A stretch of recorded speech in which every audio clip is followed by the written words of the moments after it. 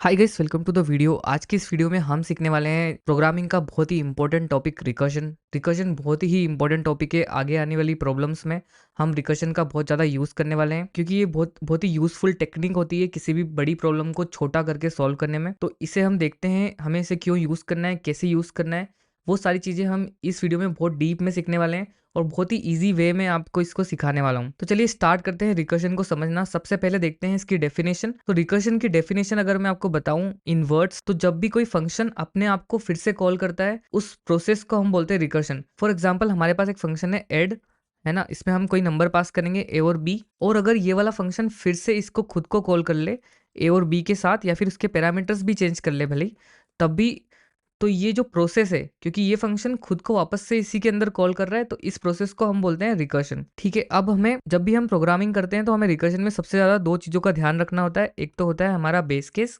दूसरा होता है हमारा रिकर्सिव रिलेशन।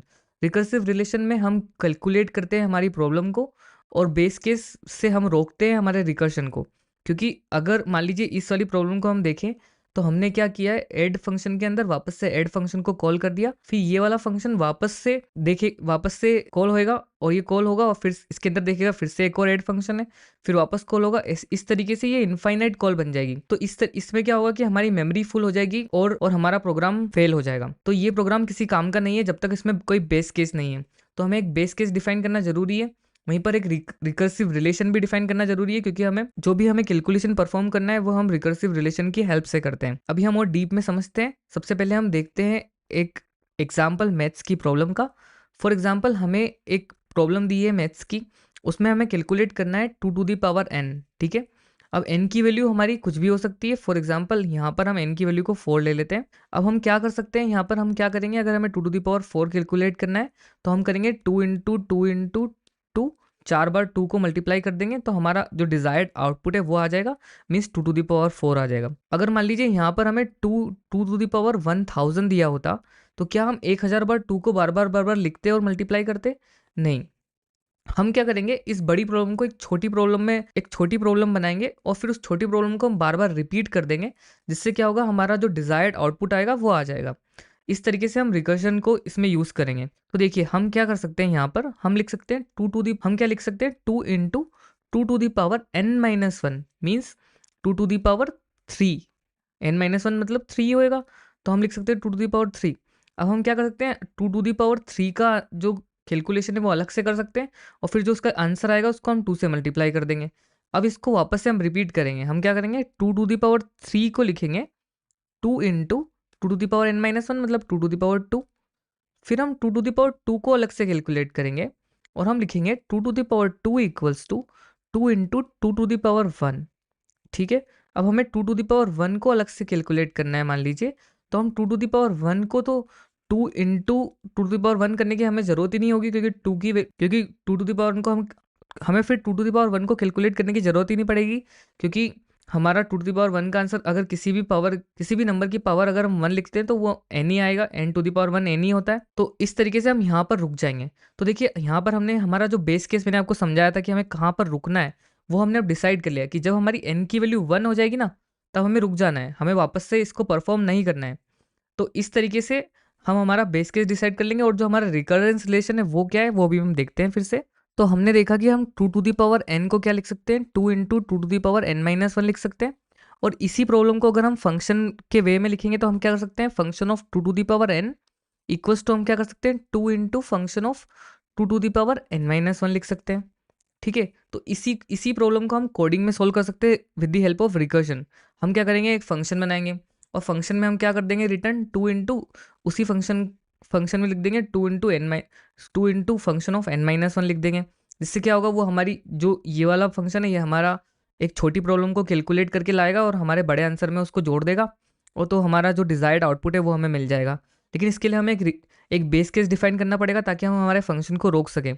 तो बेस केस अभी हमने देखा, जब हमारी n की वैल्यू 1 हो जाएगी, तब हमें ब्रेक कर देना है, मतलब हम रिटर्न कर देंगे क्या, 2 रिटर्न कर देंगे, क्योंकि 2 to the power 1 क्या हो जाएगा, 2 ही हो जाएगा, तो हम यहाँ से 2 रिटर्न कर देंगे। अब हम इसका एक फंक्शन लिखते हैं और देखते हैं कि वो मेमोरी में कैसे रन होएगा। तो हमें निकालना है 2 to the power n, और यहाँ पर हम फॉर एग्जाम्पल मान लेते हैं n की वैल्यू 4 होगी।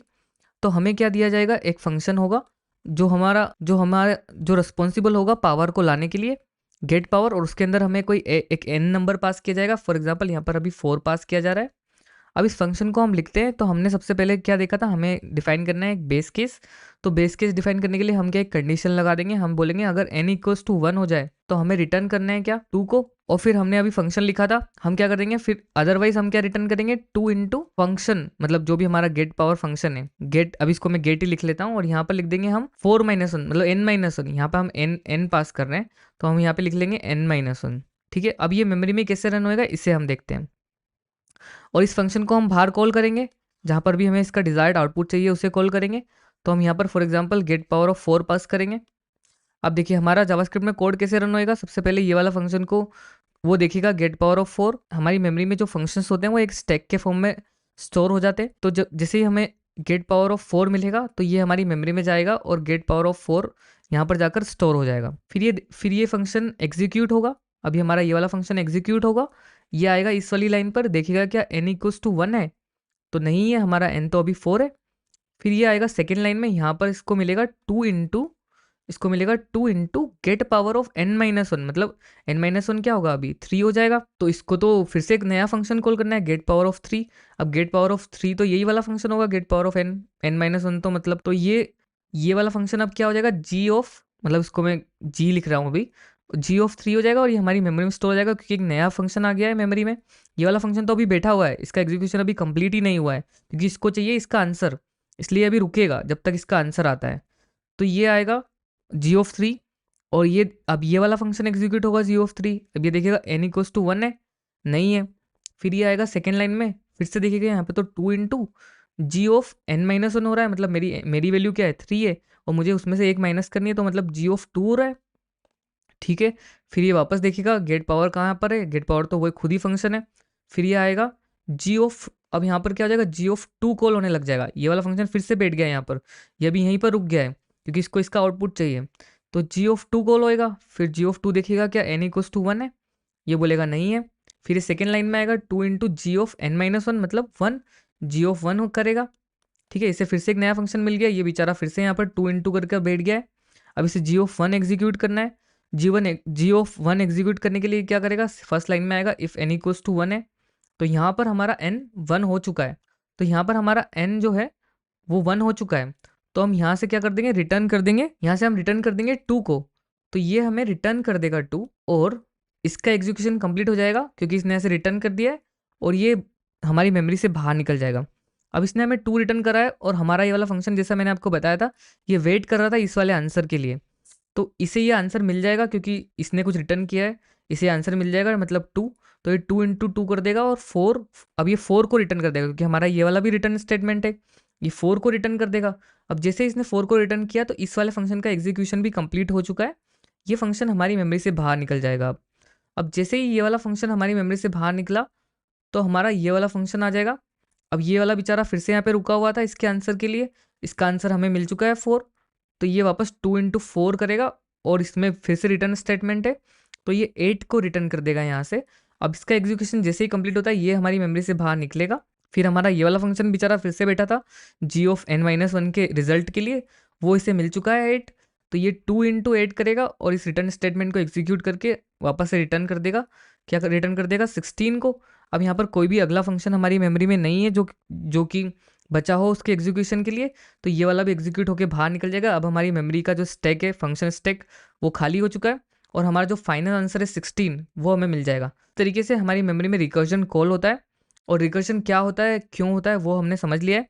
अब हम देखते हैं इस कोड को लिखेंगे हमारे कोड एडिटर पर, फिर हम इसे डिबग करेंगे, और फिर मैं आपको वहाँ पर एग्जैक्ट दिखाऊंगा कि जो मैंने आपको बताया क्या वो सही है, बिल्कुल एग्जैक्ट ऐसे ही हो रहा है, वो हम देखते हैं ताकि आपको और भी इसकी जो ग्रास्प है वो बढ़े।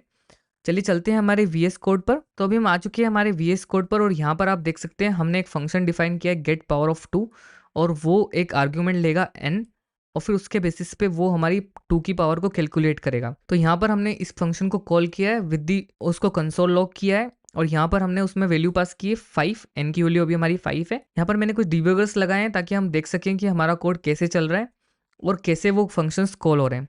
ठीक है, तो अभी मैंने आपको ड्राइंग में बताया था कि हम 2 into gate power of n-1 करेंगे, तो उसकी बजाय मैंने उसको ऑल सिंप्लीफाई करने के लिए जो गेट पावर ऑफ 2 का जो भी आंसर आएगा उसे एक कांस्टेंट में हम असाइन कर लेंगे और फिर उसको 2 से मल्टीप्लाई कर देंगे ताकि इससे हम और अच्छे से समझ सकें। तो देखिए हमने जो सबसे पहली चीज़ की है वो हमने एक बेस केस लिखा है, क्योंकि हमने जो बेस केस डिसाइड किया था वो क्या था कि हमारी n की वैल्यू अगर 1 हो जाएगी तो हम 2 को रिटर्न कर देंगे। ठीक है, उसके बाद हमने एक कांस्टेंट बनाया पावर, उसमें गेट पावर ऑफ 2 के अंदर n-1 पास किया, उसका जो भी आंसर आएगा उसमें हम स्टोर करा लेंगे पावर में और फिर हम रिटर्न कर देंगे 2 इंटू पावर को।